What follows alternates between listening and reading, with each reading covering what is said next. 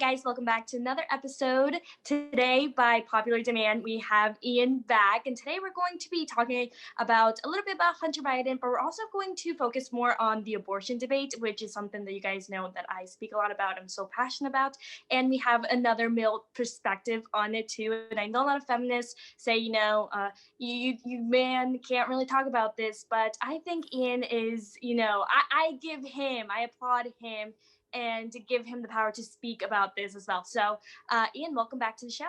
Thank you for having me. And, with everything going on right now, a lot of people are asking, especially with the debate going on, coming up tomorrow, a lot of people are asking, what is Biden going to do? Biden has been thrown in this whole controversy thing with Hunter Biden and with the emails. And can you speak a little bit about that? How much do you know?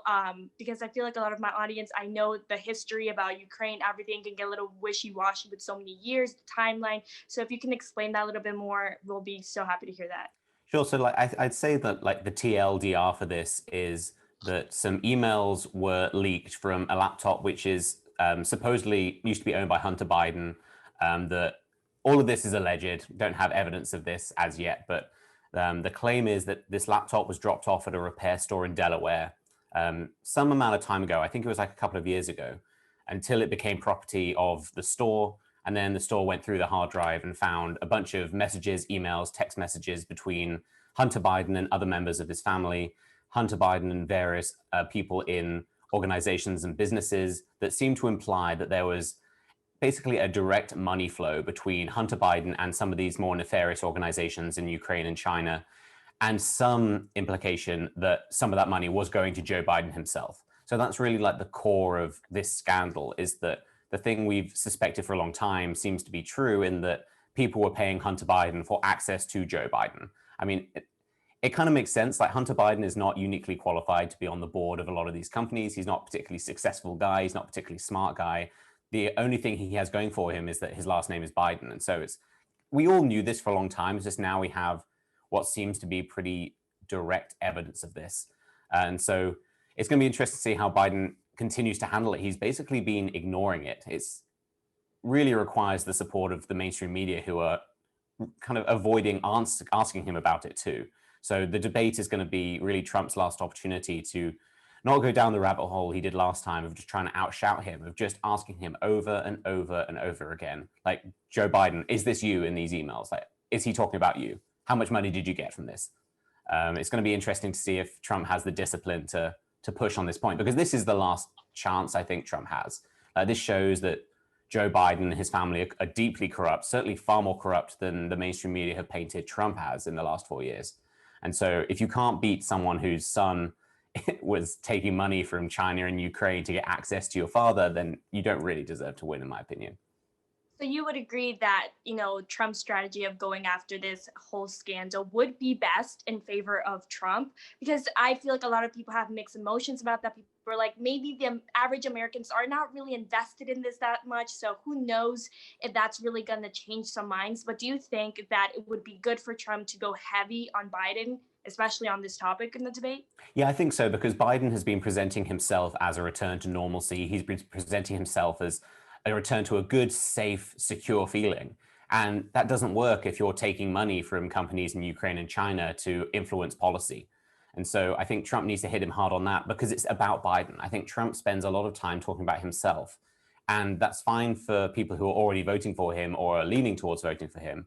But if you're unsure and you've got Biden saying that he's going to restore decency to the White House and all that kind of stuff, and all Trump's doing is talking about, say, the economy or how wonderful he is, it's almost like they're two boats missing each other. And so I think Trump needs to just focus all of his energy on the corruption line, because people don't want the leader of the country to basically be influenced by reasonably small amounts of money in that way. I mean, we're talking tens of thousands of dollars a month Hunter Biden was being paid. And it's dangerous that was when Joe Biden was vice president. I can't really imagine the kind of influence he could have higher up in the office. So I think Trump really needs to push on those lines, because that's where the danger lies. It's not, I think I get frustrated, as most people do, when it becomes a battle of these personalities where it's just two old men yelling at each other. Like, this issue is provides Trump with a line to draw between him and Biden. It's like, well, I'm not selling American influence. Biden is. And so I think he could benefit a lot if he carefully and in a considered tone attacks Biden on this. I hope he just doesn't like scream and shout like last time, because that doesn't do anyone any good. Do you think it would change people's mind? Let's say people who are maybe very undecisive between the two. Do you think it would be enough for Trump to say push this during the debate? Do you see that as people like changing their mind and saying like, oh, maybe because of that, I maybe lean more to Trump now? Do you think that would be very successful, or do you think people wouldn't really change their mind this, let's say, close to an election? Well, I think let's go back to Hillary Clinton, for example, when she had a few scandals with the FBI coming out with a late announcement that she was under investigation. These things can have a huge impact. And so I think if it's taken seriously and the FBI are looking into it, which I believe they are starting to look into now, I think Delaware Police Department have handed over some of the materials. So it really depends how this goes. I think Trump also needs to make it very clear that the media are fully behind Biden, and then they're doing their very best to cover this up. And so Trump just needs to rally every single element that made him popular in 2016 around him in this way. So he needs to be pushing against Democrat corruption. He needs to be pushing against this swampy character that Joe Biden is. And he needs to be pushing against the biased media. I think all those things combined, he has a good shot of at least convincing enough people to vote for him over Biden. It really just depends how he handles it, because Trump is a bit of a loose cannon. And if Trump just kind of goes a little bit nuts, I think that's more off-putting than anything else. So Trump has to be disciplined. I think that's what everyone who wants Trump to win should be praying for, is that this Thursday he's disciplined and gives Biden enough rope to hang himself rather than just shouting him down. Yeah, and going back to the vice presidential debate, I really liked the way that Pence, he's so calm, so collected, and at the same time, he was exposing Harris for every single thing that she has done. And so if Trump can kind of get into that mindset where he can play nice, but at the same time tell the truth of his opponent, I think that would touch really well, because it did really touch really well with the American people. Pence touched really, really well that night. And I mean, the polls showed it. Pence won by a lot. And even then, Harris' base is not that big anyway.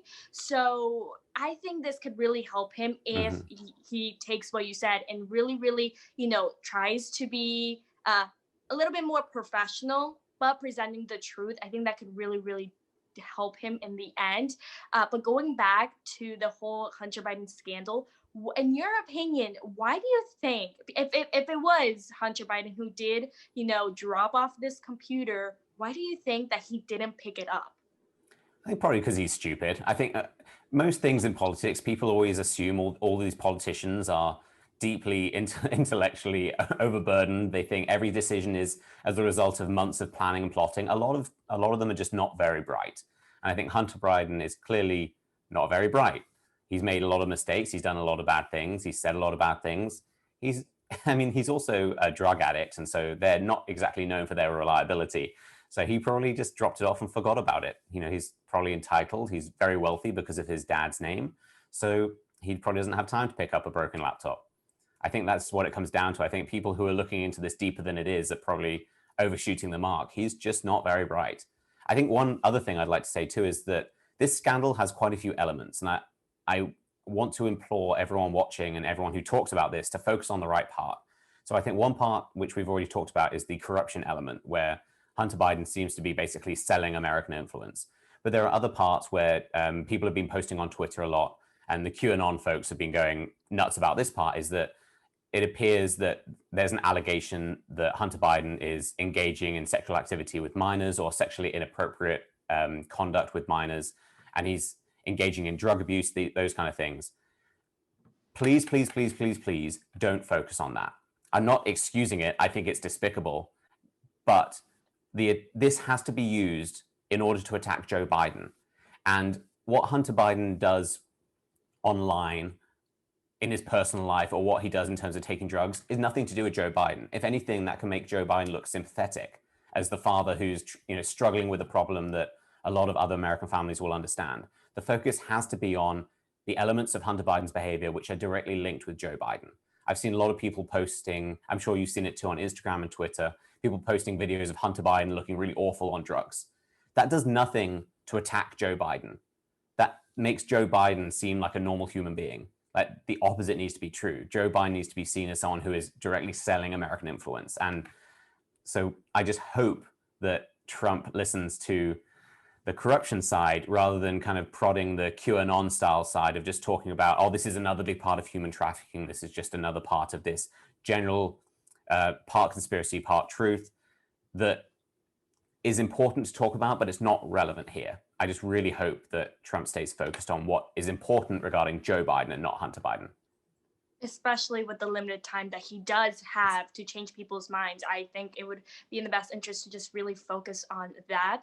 Do you think that even if, obviously none of this is going to be blown over by the election, it's going to continue on, do you think that if they do find, really big charges that they can put up to Biden, do you think that, let's say the Democrats or the media is really going to let Biden take the fall for this? Do you think they're going to try to help him get out of it? Because, we still don't have any justice with Hillary yet. So I'm not really hopeful that even if we do find something that, ties in Joe Biden to a lot of corruption, I'm not really that hopeful that we are going to find the justice that we really need. Well, I think you just need to reframe what you view as justice in this kind of situation. I think there are a lot of people clamoring for people to be locked up. I really don't like that rhetoric. I think it doesn't look good on either side when you're just screaming for people to be locked up because you don't like them. I think the likelihood of actual charges being leveled are very, very low, given that people tend to be a little careful when they're this high up in the government. There's not going to be Joe Biden going to an alleyway in the middle of the night to pick up a bag of cash. Like, that's just not going to happen. And so it's going to be very difficult to prove, even if there is underlying corruption. I assume it's going to be hard to prove that he was directly involved beyond the court of public opinion. So what has to happen in terms of justice is that Biden has to lose the election. That was justice for Hillary Clinton. Like, she's deeply corrupt, probably far more corrupt than Joe Biden by a long way. Just the Clinton Foundation is a joke. She didn't win the election. Like, that is as much justice as I think, unfortunately, we can expect. And I think that's the kind of justice, again, Trump needs to be focusing on. This is all on Trump. Like, people are acting as if the media is going to investigate this. They don't care. They're going to cover it up as much as they can. The Democrats certainly don't care. Corruption is nothing new to them. This is all on Trump to capitalize on it, quite frankly. And so he just has to focus on justice as winning the election, justice as keeping corruption away from the White House, and not just calling for people to go to jail, because it makes, when people are calling someone a fascist and you're standing up saying jail him, jail her, jail him, it doesn't look great. Like, I'm not saying Trump is a fascist, he's far from it, but when you play into that rhetoric, it makes it very easy for the left to just distract, deflect, and not focus on the issue, which is what they're doing right now. Right. So moving on from the whole Hunter Biden scandal, that's everything that we pretty much have so far. It just happened these couple of days. So, while we getting information, we'll update you guys. But moving on to the abortion debate. So we had the Women's March in DC a couple of days ago where they kind of clashed with a few students from Students for Life and a lot of pro-life students who were trying to protest in front of the Supreme Court in favor of Amy Coney Barrett. And then we have the Women's March kind of protesting to not confirm her, which is very anti-feminist, if you ask me. The fact that they are literally call themselves feminists and are trying not to get the fourth woman elected into Supreme Court. So I don't know if you saw, there was a few, I guess you can say, violent acts, really horrible behavior from the women's side. And all of this, if because a lot of people have been saying this is no longer a feminist march. This is just a anti-Trump march. Okay, all you find over there is a bunch of ladies who just don't like Trump and will do anything to first get rid of any Republican in government. That's what they want. They want to get rid of any conservative, any Republican. And when we come down to this whole thing about Amy Coney Barrett, why it's such a big deal, there's only a few issues surrounding her controversial nomination. And that's one, first, the abortion. The abortion debate is really, really huge. And a lot of people see her as someone who can potentially ruin their choice for them, right? So, and then we have the Affordable Care Act and Obamacare, which also go into these huge things, which people are really scared about her becoming the fourth women on the Supreme Court. And so, but all of this really, like the Women's March, everything really goes down to the abortion debate. So how do you see the abortion debate going? Because I know that a lot of people, are very hopeful that Roe versus Wade will get overturned. I was very skeptical of Amy because I'm as skeptical of every single person that goes into government, just because I know there's a lot of corruption and a lot of people forget their morals and their values and why they're there in the first place. But after seeing her in those hearings, I feel more confident in her that she is really professional, that she's going to do the best that she can to really interpret the Constitution how it's supposed to be interpreted. But now to the abortion debate, how do you see that going? Do you see that we're going to have a common ground between people who are pro-choice and pro-life, or is it just going to be a huge division? Even with the election coming, it's just going to be more protests, more riots, more all of this. So how do you see that going? So I honestly not that confident anything is going to change all that significantly. I think what the left often forget is that conservative judges tend to rule based on what the Constitution says, and leftist judges tend to rule on whatever they want. And so that's an inherent disadvantage for so-called conservative judges because they are limited, as they should be, by the text of the Constitution. When it comes to Roe versus Wade, there's no real debate that it's hilariously unconstitutional. There's no part of the Constitution that says that you can have an abortion guaranteed by the federal government. There's no such line. To argue that it's under the auspices of privacy is just insane. So if Roe versus Wade is overturned, I don't think that would be that surprising. But then people always forget that doesn't really mean anything. It just means it goes back down to the states. I would think that the vast majority of states would probably allow abortion in some form, certainly in the first trimester, probably in the second trimester. Places like California, New York, Massachusetts, New Jersey, they'll allow the same positions as they do now, which is up to the point, if not slightly after the point of birth. So really, I think people are focusing too much on the legislative part. Whenever I talk to people about abortion, I always say, this has to be a cultural battle. It can't be a political battle. People are obsessed with this idea that you can just write something on a piece of paper and suddenly everything changes. You can, for example, people are always clamoring to make abortion illegal. It's like, well, does that achieve what you actually want? If the goal is to stop abortions, then it has to be a cultural thing where we change our framing of what abortion is and why it's so wrong. If you just make it illegal, people will still do it. That's often kind of a strange argument used against making it illegal because it's like, well, it'll still happen. So, well, murders will still happen, but you make murder illegal because it's wrong. That's not an argument against making it illegal, but it is an argument against the goal that you want, which is to stop abortion in the first place. Making it illegal without the cultural changes won't make any difference. We need to be approaching this as a cultural issue of people taking responsibility for their sexual decisions and approaching abortion for what it is on a cultural level, rather than just leaving it to some judge to decide yes or no. It's very dangerous to live your life based on what a handful of unelected judges decide. I wish people would take a little bit more responsibility for this debate.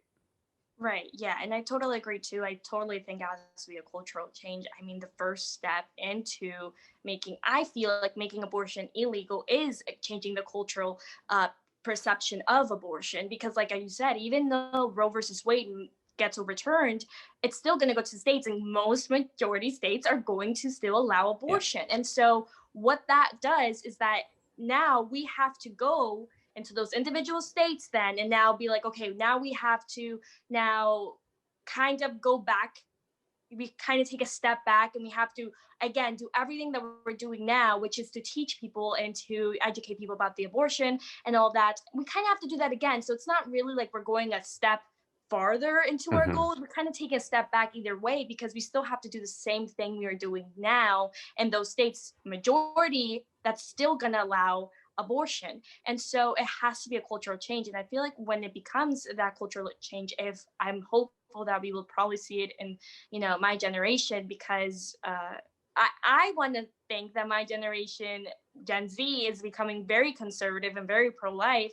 And so if there's that cultural change, then I feel like that can now affect legislative how we see abortion in those certain states or in the Supreme Court. I know that because you are a guy, probably a lot of women step on you and tell you can't talk about this issue. You're a male, blah, blah, blah, blah, blah. Have you had any heated discussions with radical feminists, or has it all been pretty smooth for you? I'd say I haven't had that many, mainly because they don't last very long, because people tend to shut their ears when like they see you're a male. It's kind of funny, like gender only means something when it's politically advantageous. It's like men can be women, women can be men, until it comes to abortion where men are not women, you have no voice. So I think all of that is kind of ridiculous from the start. But whenever I come across someone, usually on Twitter, who says, oh, you're a man, you don't have a voice, it's like, well, that logic makes no sense. Can you be anti-slavery if you're white? Like if you can be anti-slavery and not be a slave or not be subject to the risks of slavery, then you can be a man and be against abortion. The fact that men cannot get abortions, contrary to what a lot of transgender activists would say, is really meaningless to whether or not an abortion is a moral act or not. It's just, there is no argument there. It's a very lazy way to shut down debate, shut down the voices of half of the people pushing against abortion itself. But then I also say, well, okay, if I was a woman, would you listen to me? There are tons. I mean, you're one, there are tons. There are countless women who are pro-life. Are their views suddenly correct because they are female? Presumably, a lot of these radical feminists who are pro-abortion would say no. And so what does my gender have to do with it? Like, it's a completely illogical position, but it's usually done out of fear because it is done to distract from the actual debate, which is, what is abortion and why is it wrong? It's far easier just to say, oh, you don't have a vagina, therefore your opinion doesn't matter. Right. And I think that the problem with that issue and with a lot of issues that a lot of talking points come from the radical feminists is the fact that I feel that they also really want to protect the abortion industry. And I've never gone that. So I've had like a lot of conversations with a lot of people and a lot of young ladies who come into my Instagram and they would just want to talk and have a conversation. But every single thing that I say, if it's Planned Parenthood, if it's anything, they get so defensive. And I don't know if you have witnessed that, but I think that it's not that they get so defensive about really abortion, but I can mention abortion and they're fine. But the moment I mention Planned Parenthood, they go nuts on me. And I still don't understand it because Planned Parenthood isn't really Planned Parenthood, and Planned Parenthood does nothing for women, nothing. And I'm even Planned Parenthood, any abortion clinic. I have an abortion clinic right by my house, and sometimes I go and pray, and the employees treat us like garbage. Everybody treats us like garbage over there. And so when you look at that, and it's like it's literally every abortion clinic, whatever it's Planned Parenthood or not, but these women are really, really, really like stuck on defending these abortion giants like their life depends on them. And they don't actually see that maybe, pregnancy resource centers have a lot more to offer to women than these abortion giants who don't. And so, what would you say, let's say to any female or male watching this, how would you better, I guess, refute that talking point of people trying to defend Planned Parenthood or these abortion giants and really offer more kind of insight on how other facilities may be able to help women more? Well, I would just say it's a massive success in marketing that people think they depend on really any organization like that. The way, like in the United States, you have a ton of medical resources if you need them. Planned Parenthood is not your one source. We're not living in the 40s or 50s where there really weren't as many options for women in terms of accessing birth control, in terms of accessing care. And when people will come back with the obvious retort, which is, oh, well, what about mammograms? What about screenings? Why does that need to be provided in a place that also provides abortion? Like, unless abortion is the reason you need these places, abortion is irrelevant. There's no reason why Planned Parenthood cannot be everything it is without providing abortions. And so I would ask both that person I was speaking to, but also anyone who is debating with these people, to separate the issues. Is it about abortion, in which case talk about abortion, or is it about the other services, in which case talk about the other services, but don't use one to talk about the other. It doesn't make sense that, oh, I need access to these mammograms and these screenings and this like sort of birth control, therefore they should provide abortions. It doesn't make any sense. And if you need access to the abortions, why do you care about the mammograms? I think that's how I would approach it. You just have to get them focused onto the topic. And unfortunately, most of the pro-choice or pro-abortion, as it should be called, most of the pro-abortion debate is focused on distracting you from the core issue, which is what is abortion? What is it doing? What does it involve? What is the ideology behind it? And every time you hear something, your first thought should be, is this a distraction from the issue? And most of the time it is. It is. It really is. And I also had a conversation with this. I forgot when it was, but it was some time ago. And she is a conservative, and she is also pro-life. But she said that she wasn't really on the Trump train, even though he's doing pro-life stuff, because even though he's defunding Planned Parenthood, he's not really funding pregnancy centers. And so this whole thing came up in my head saying, do you want the government to take over pregnancy centers? Because, I mean, when that happened with Planned Parenthood, it didn't go so well. And so, what is your thought? Should the government get involved, or should you just let organizations run their private organizations and provide the care for women? Because I've also heard the argument that organizations work because government does not get involved. I think I'm on the fence a little bit. I think there is definitely space for government, because the whole role of government is to protect people's rights, but also to provide resources when someone is to some extent in trouble. And part of protecting people's rights is protecting the rights of people who would otherwise be killed in an abortion. And so I think it's very important for, especially conservatives, when we talk about the abortion debate, to talk about it with some compassion, some empathy, and understanding of the bigger picture. I think there are a lot of conservatives who would just like to outlaw abortion, like force every woman not to have an abortion, dust their hands off and walk away. And we don't really want to be living in that world, because that creates a lot of people who may be very unhappy, may feel lost and without support.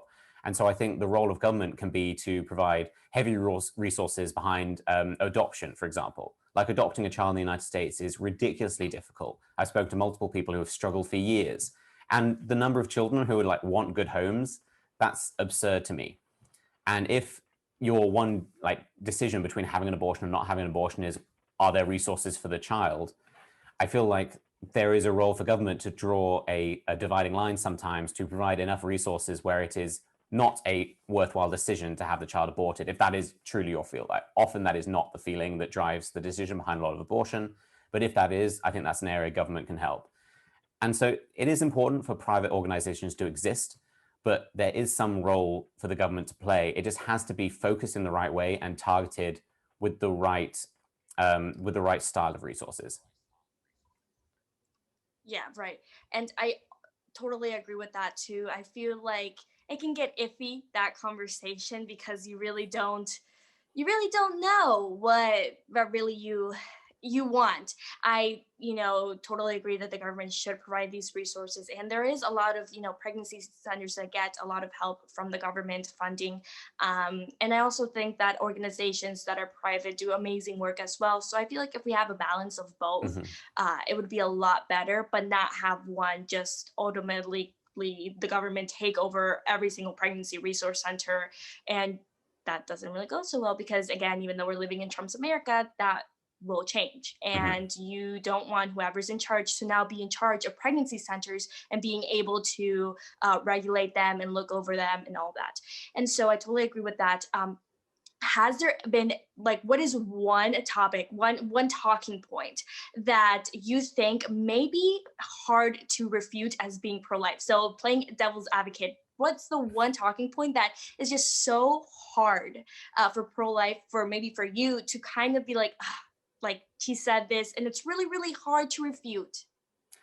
So I wouldn't say this is me, because I actually agree with this position, but I think a position a lot of pro-life people find difficult to refute is cases of rape and incest.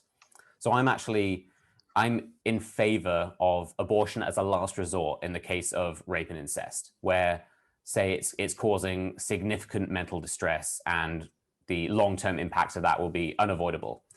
I think all resources should be given to try and avoid that case. And I think if the baby can be delivered and then adopted or something like that, that's obviously far better outcome. But most pro-life people, I wouldn't say most actually, there's a significant number of pro-life people, I don't know if you feel this way, but they believe that abortion is wrong in all cases, including rape and incest. And I think the issue I come down to is the matter of consent. Is in most cases, abortion is the result of pregnancy, which is the result of a consensual sexual act. If it's not consensual, then you are truly taking the power away from the woman to make the decision to basically take the risk to become pregnant. If someone's authority over themselves was truly taken away. I think that's really a case of my body, my choice to some extent, because they have been forced into a situation where this decision has been made for them. And so I think if that is causing severe mental distress, as in, I'm sure some people can be driven mad by that, like the idea of basically delivering the outcome of your rape, which is probably the worst thing that's ever going to happen to you, that could ruin your life. So I think that's a part of the argument which a lot of pro-life people find difficult to discuss. And as a result, that's always what you hear. Whenever you talk about like the debate generally about abortion, it's always like, well, what about rape? What about incest? Rape and incest are between 2 and 3% of all abortions. And so that's not really what we're talking about. We should be talking about the vast majority, which are really matters of convenience, of I don't want this child. I don't feel capable of having this child. Those are the ones we should be focusing on. And so again, the rape and incest line, somewhat of a distraction, but I think that's when some more empathy and compassion has to come in, where we have to accept that when someone has been forced into something, their physical and mental well-being is a result of something that they did not consent to. And so I think it's a difficult philosophical debate. I'm not going to pretend that I'm fully on one side or the other. I think this is something I go back and forth on. But I think conservatives who are pro-life need to take that position seriously, because it does happen. It's very rare, but it does happen. And by just crossing our arms and saying like all abortion is wrong, it makes it very easy for pro-abortion people to hide behind those victims to push their entire agenda. So I think that's the one area I've struggled with. I think every other area I just don't really take seriously because it's not logically sound. Like basically every other argument in favor of abortion comes down to the assumption that human life has no value until you decide it has value, which makes no sense. Like that goes against pretty fundamental principles that have made countries like America so great, is that individual freedom is a thing, individual value is a thing, and we have value as human beings from the moment of conception, because that's the only line we can draw between being a human and not being a human. All of these other lines make zero sense. Like all of these debates with pro-abortion advocates are just ridiculous. Oh, it's when they can feel pain. It's like, okay, so if I'm lying in a coma under morphine and I can't feel pain, can you kill me? No. Like, oh, well, they wouldn't survive outside of the womb. Yes, but they will survive after a predictable amount of time. Like if I fell, and again, under a coma, but I knew in 3 or 4 weeks I was going to wake up, can you kill me? No. Like every single argument supporting abortion is usually pretty ridiculous. And so I'd say the rape and incest part is the one thing that is a struggle, and conservatives should acknowledge that and enter that debate objectively. Yeah, and it is a struggle because I have faced it with people who say that. And my whole thing is I think abortion is wrong in all cases. But I think those that have to do with rape and incest is really difficult because throughout any abortion, I mean, if women do it, find themselves pregnant because it was consensual, whatever the thing is, my priority is always the woman, the support that she needs, right? And I don't think abortion really gives support to that woman, because I'm under the impression that she just, if it's in the case of rape or incest, she just went through something really horrific. How would she get healing by going something equally or even more horrific than what she just went through? And so really trying to help that woman by allowing her also to make another huge decision that's probably going to affect her and not really help her in her healing, I'm under the impression that that may not be such a good idea. Instead, I always try to just make sure that that woman knows, or whoever it is, that she has the support that she needs in whatever case it may be. And so I think that's something that I think the pro-life movement really needs to focus on, is just showing, and I feel like they really do. I feel like we do that very, very well. We really do show the support that we have, not just saying, abortion is wrong, but also saying it's not going to help the woman either. It doesn't help the child, and it's definitely not going to help the women. And so in some cases, when we refer to rape or incest, I also think it's really, really good that we focus on the woman a little bit more than the baby. Is not saying that they're not equally important, but it's in that moment, we have to admit that that woman's only think about herself when it comes to rape or incest. And so we need to focus on her and making her know that she is supported by that, whatever case she may find herself in. And so I think that's really, really important to do. And, it's a really, really hard thing to go through. And I really feel like some of these abortion giants, because sometimes when I talk about the abortion debate, I mostly target those abortion giants, those really like radical politicians who know what abortion is, but still try to lie through their teeth about it, because I feel like the average person is not really aware, and they really do think that they are helping women. I really do think that some women on the pro-choice stuff really think they are really helping, and they think that they're doing the right thing, but a lot of people aren't, and they know they're not. And that's why I target mostly the abortion giants and the politicians, because they know exactly what they're doing. When it comes to that, how would what's your best tactic into changing the culture, focusing on those average Americans who may not know a lot about abortion? And abortion is such a controversial topic. A lot of people don't even like to touch it. Yeah. So how would you even, because everything is like so controversial nowadays. So people are like, oh, I don't want to touch it, especially me being a Christian. For some reason, abortion is also very controversial in church, and I just don't understand why. And a lot of people hate to touch it either. There's a new poll that came out that 52% of Christians support Biden, although he wants abortion on demand and funded by taxpayer money. And Christians still support Biden on that. And so what would be your best tactic into changing this atmosphere of making abortion kind of more normalized to talk about, so we can get ideas, transferred to one another, and to really just have a nice conversation about abortion?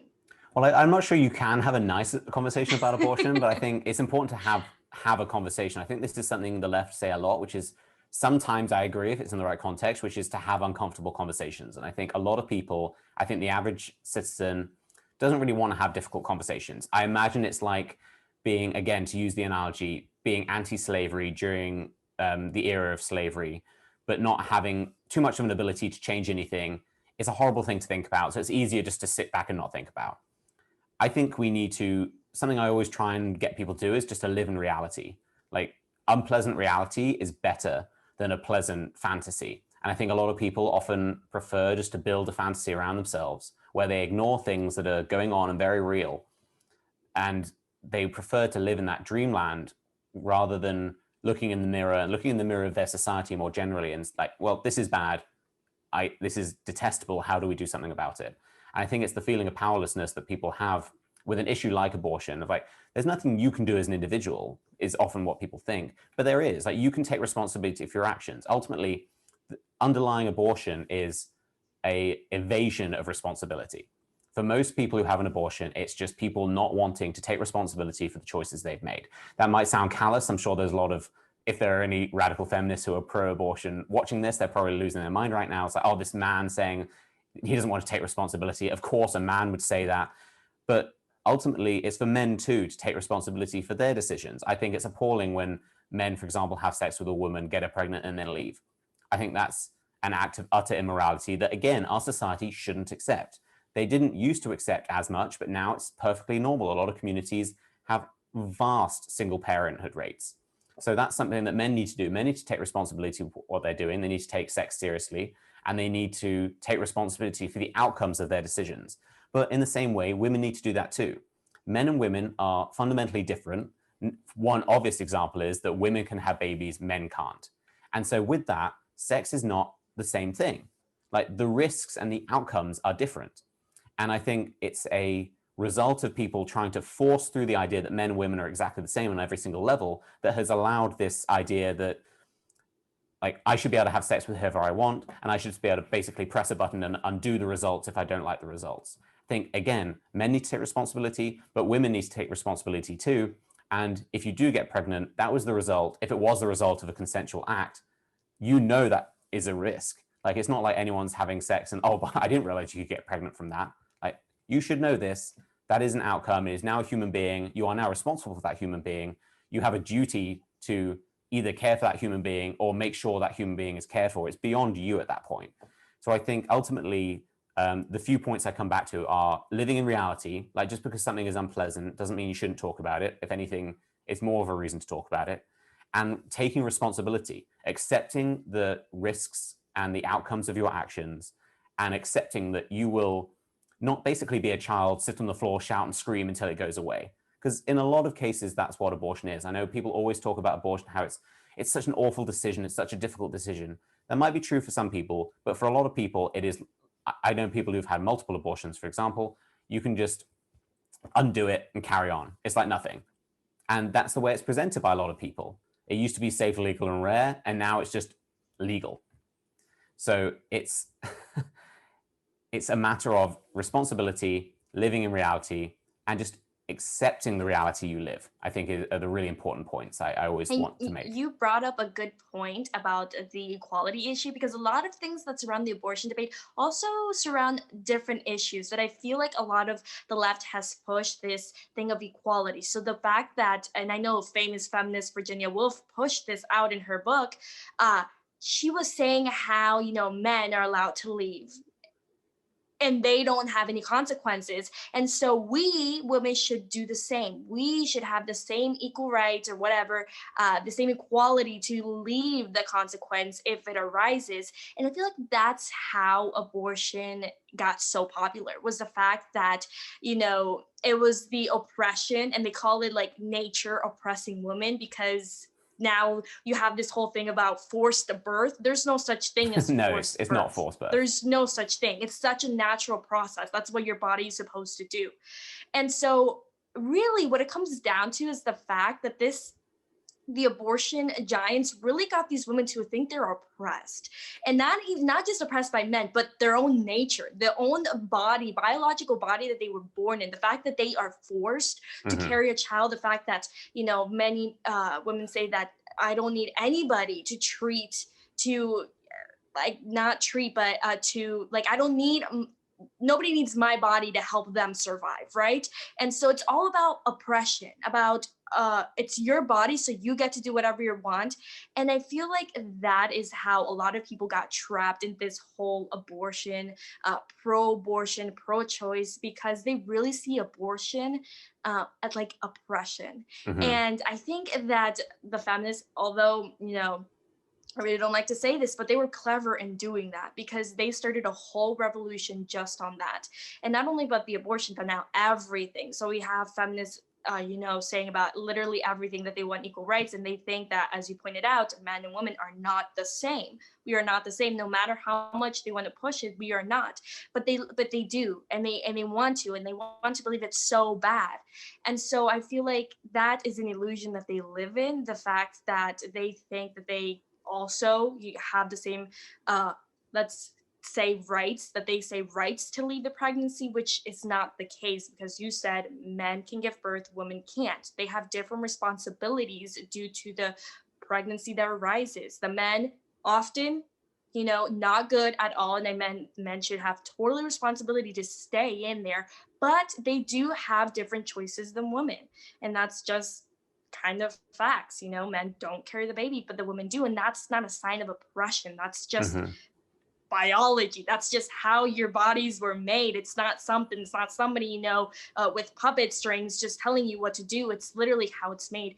And so I think that whole oppression equality thing really, really made its way into the abortion debate, and has really, really done very successful in it, has really, really captured a lot of women to fall into this belief that they can, have the same rights as men, or that they actually need to abort their baby in order to have successful lives.